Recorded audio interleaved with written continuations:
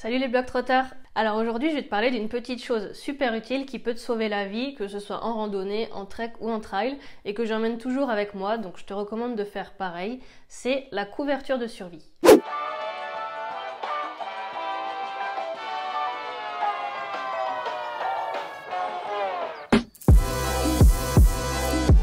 Alors la couverture de survie, c'est cette chose...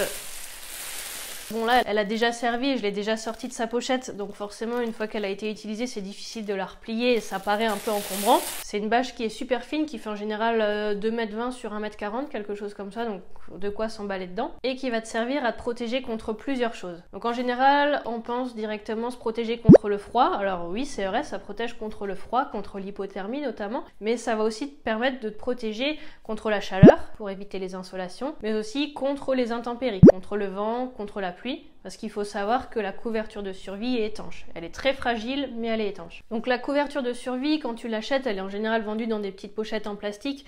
Ça fait quoi, 5 cm sur 5, ça pèse 60 grammes, donc voilà, pas d'excuse pour pas en emporter avec toi pendant tes randos, tes treks ou tes trails. Ça prend vraiment pas de place et c'est super léger. Alors donc il faut savoir que la couverture de survie, elle peut te sauver, elle est super utile dans tout un tas de situations un petit peu extrêmes entre guillemets, ou si tu es blessé par exemple, mais il y a aussi des contre-indications. En général, les contre-indications sont bien notées sur l'emballage quand tu achètes ta couverture de survie, mais donc je vais te les rappeler ici. Donc premièrement, ne pas utiliser en cas d'orage. Il faut savoir que c'est une fine couche avec des particules métalliques, donc voilà, si tu veux pas finir en morceaux de charbon, vaut mieux éviter.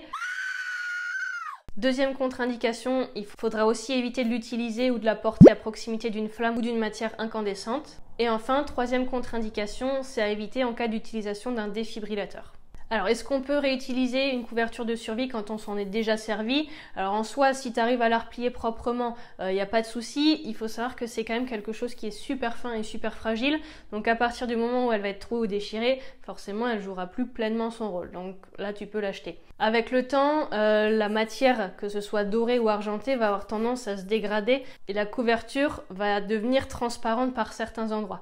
C'est le cas de la mienne, je ne sais pas si ça se voit très bien, mais voilà. On voit bien qu'il y a des zones transparentes, donc c'est des zones qui vont ni t'isoler du froid ni t'isoler du chaud. Donc voilà, en gros celle-là elle est bonne à mettre à la poubelle. Voilà, donc si cette petite vidéo t'a été utile mais que tu vas aller un petit peu plus loin, que ce soit pour organiser un trek, en autonomie, un bivouac, une randonnée, etc.